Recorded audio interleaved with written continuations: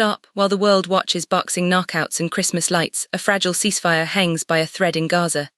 This is Kenya News Update today. In the next 4 minutes you'll discover why Egypt and Russia are sounding a global alarm, and what happens next could determine whether peace lasts or war returns. Meet Badr Abdelatty, Egypt's foreign minister, a diplomat navigating one of the world's most volatile regions.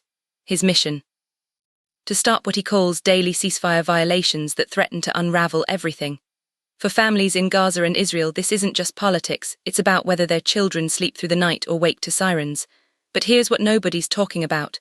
This urgent call from Cairo and Moscow comes at a critical moment. The brief Christmas respite in Bethlehem, where hymns returned after years of silence, showed what peace could feel like. Yet beneath that fragile calm, violations continue. And then something shocking happened. Egypt isn't just asking, they're demanding the international community step up pressure. They're saying the world's attention is divided between celebrity boxing matches and migrant rescues, while Gaza's fate hangs in the balance. Here's the part that will blow your mind. This joint push from Egypt and Russia represents a rare moment of geopolitical alignment.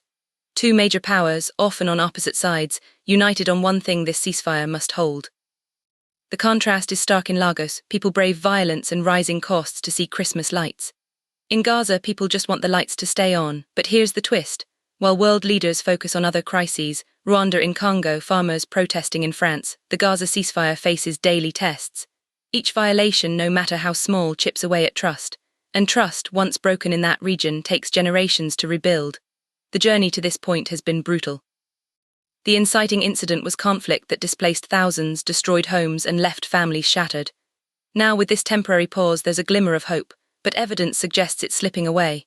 Egyptian officials describe the violations as systematic, not accidental. They're happening daily, and if they continue, the stakes couldn't be higher. For Kenya, watching from Africa, this matters because instability spreads. When Gaza burns, the entire region feels the heat. Our own security and economy are tied to Middle East stability. Some say Egypt and Russia are right to demand strict implementation.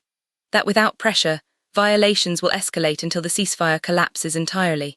Others whisper about hidden agendas and geopolitical games. But here's the unanswered question: if the international community doesn't listen to this warning from Cairo and Moscow, who will be left to pick up the pieces when the fighting resumes? The implications are global. This isn't just about Gaza, it's about whether diplomatic agreements still matter in 2025. Can world powers enforce what they negotiate? The controversy is clear: peace on paper versus peace on the ground, and right now they're not the same. For the people living through this, every day of ceasefire means another day their children aren't in danger. Another day hospitals can restock. Another day to bury the dead with dignity. That's what's really at stake, not political points but human lives. So where do we go from here? Egypt has drawn a line. Russia stands beside them. The world is watching, but watching isn't enough. Action is required. Pressure must be applied. Violations must stop, because the alternative, we've seen it before, and it's always the civilians who pay the highest price.